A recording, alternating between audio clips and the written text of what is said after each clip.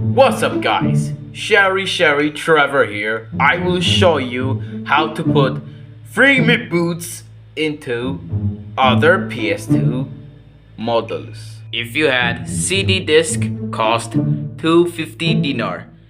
If you put FreemcBOOT installer into CD disc.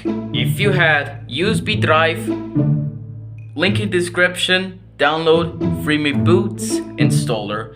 When you put folder FreemcBOOT installer into USB. If you go to MASS and FMCB folders, I only have memory card slot 2. Go to install. You need to see slot 2 slot 2. Push OK button. Circle. Yes. You need selection of installation type, cross model. Wait for it finished.